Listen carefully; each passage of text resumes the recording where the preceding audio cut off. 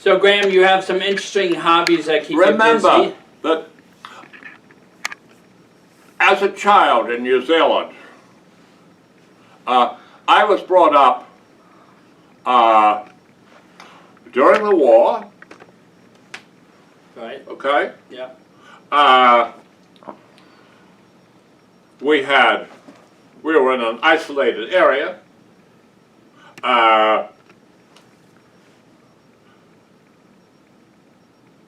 We were almost independent. As I think about it, we were homesteading Yeah. in a way. Yeah. Small farm. We went to town, the local town, once a week to buy the necessary. And what were the necessary things? The basic essentials for cooking. But we had lots of hens, so we had all of our eggs. We had sugar. Sugar was rationed, but you know we had to have sugar because if we took too much honey off and the bees didn't have anything to eat in the winter, we had to give them sugar. Yeah. So we had sugar. We had all the vegetables we needed. So all we needed to buy, occasional fish. But you know, there was always a chicken that you could have, for, you know. Supper. Yeah. The local cheese factory was just down, you know, a couple of miles away, so we could get cheese there. We got butter back, so we set off. We had 2 cows, so we had all of our milk, we set the cream. We separated the cream, and we set that off to the butter factory, and we got butter back. So we had everything we needed. Mm-hmm. But I learned how to garden. I always helped my mother with garden, a big garden. You learn how to chop wood. Hmm? You learn how to chop wood, which you continue to do today. I learned to cook. Didn't have any daughters, didn't have any sisters, but I could cook. I learned how to can, bottle fruit, make jams and jellies. Yeah. So what? And I still do all of that. Right, I know you do, and you but have also. Well, I wasn't very good I couldn't repair the car or do things like that. I didn't do that, but I learned woodworking. We had it from school one day a week where we went. We were taught we were taught woodworking. So I'm sort of a do-it-yourself person. Yeah. So what led you to your clock? Well, my dad had one clock. It was a wall clock, and all of the necessary things were kept on the floor of the clock. Mm-hmm. If you, all right, I guess passports, whatever. I don't know what was in there because we didn't. And he wound it once a week, and I thought back in I was interested in clocks. I found back in the late 60s, very early 70s. I saw that down in New Hampshire, there was a clock shop, and they had a whole bunch of grandfather clocks. And I was still relatively poor. I had kids in college, you know, and I saw this grandfather clock, and I thought, gee, that's wonderful. I need a grandfather clock. So I brought it home. Didn't pay much for it. And I came down here and I saw, gee, there are lots of clocks around here. Yeah, Pennsylvania. Instead of being, it would have been better if it had been watches. But it was grandfather clocks. And, okay, I started collecting clocks. Now, and the of course, official there's name one is... right here. You see the clock here? Yeah. That was one of mine. Cool. I Now, contributed that. Officially, we call them tall case clocks. Tall case clock. And how many do you have? Well, I did have 30. Oh, there's one in every room of the house. There's one in my house. Yeah, there's one in your house. There are a couple. There are two up in New Hampshire. All the kids got clocks on their 30th birthday. But I also had 50 wall clocks. And I did downsize. But you see, you have to, if you do that, you can't just go and buy clocks. You've got to learn to look after them. Yeah. So I can take a grandfather clock and take it apart and clean it and fix it. Of course, I need a little time to do that.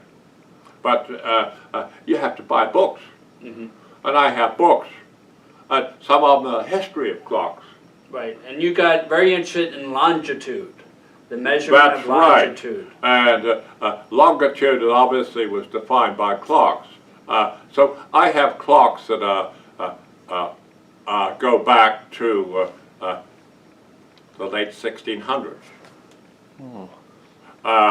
I have had clocks that were made by the first clockmaker in the U.S.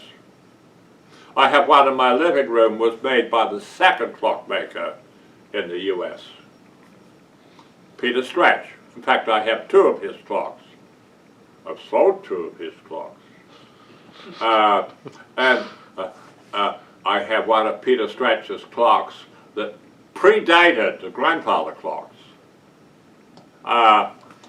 So you go around, you have books on clockmakers, you read about it, and you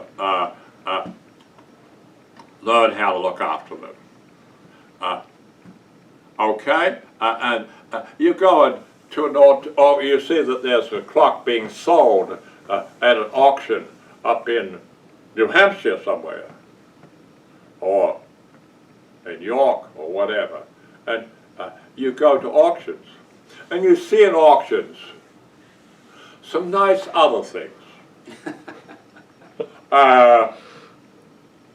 Chinese porcelain. That's right.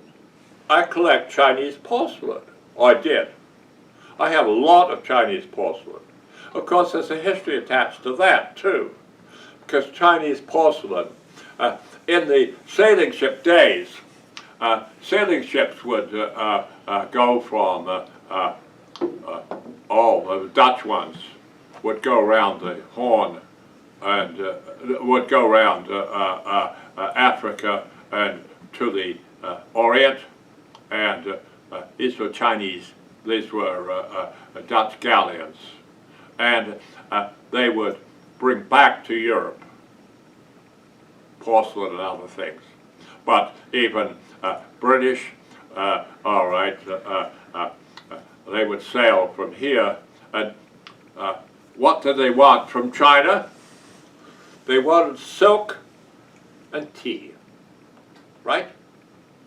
Well, you can't put silk and tea down in the hold. It's kind of damp down there. Doesn't work very well. So you need ballast in the sailing ships. So what you do is you buy in China barrels of porcelain. And they made gorgeous porcelain for 2,000 years. Long before they ever made good porcelain in Europe. They didn't know it, Europe. But the Chinese developed porcelain. And so you had porcelain coming in these ships. And sometimes, you know, in the China Sea, it gets a little rough occasionally, and the old Chinese junks that might be taking it would sink. Well, if you have a barrel, oh, they bring, you know, the ballast would be all filled with barrels of porcelain, mostly for tea, okay? Teapots and cups and saucers, and of course plates and other dishes. And the blue and white, have you seen the blue and white? The blue and white has the color is under the glaze, and it can stay down under there for 200 years, 300 years, and still be great. So you would find, oh, now recently they have been able to bring up Chinese junks or a boat that came out from Amsterdam and bring up porcelain, 2,000 pieces, and sell it. And you bought some? Well, I would buy some, yes. Oh, I'd go to, yes, I'd get some. So I have quite a bit of porcelain. I wanted, I liked the teapots. And Christie's were having a big sale in Amsterdam, and they had some teapots that were 300 years old that had been retrieved from down below. And the catalog would offer, you know, well, that's going to sell for something like, you know, $2,000. And I would go to the maximum, and it would sell for $4,000, and I wouldn't get it. That was good. So porcelain, I had a period of porcelain. Cool. Clocks, porcelain, all the gardening has been there all along. I had, a long time ago, this was in the 60s, there was an article in the New England Journal. The editor of the New England Journal was a gastroenterologist, the first editor, before Marvin, two before Marvin. And he was a gastroenterologist, mostly up in Boston. And his son wrote a paper that appeared in New England Journal about his father in the summer. And his father, they had a place up in the country. And the father had, in the morning, would do his editorial work. And in the afternoon, all the family were there, and he'd be with the kids, and you know, this was a big family thing. And I thought, gee, that's kind of nice. So I thought, well, gee, we've been going up to New Hampshire. We had Elizabeth's roommate from college had a place up in New Hampshire, in Jeffries, New Hampshire, an old house that I'd had for years. And we spent part of our, after our wedding, we were up there for a while, but we'd even visited before that. And every year we go up there and spend a couple of weeks up in Jeffries. But then I thought, well, we ought to buy something up in Jeffries. So we, in the 70s, when my father-in-law died, I had a little bit of money there from that, and I spent it all on most of it anyway, and buying a house up in, and a house that was built in 1810 up on Mount Monadnock.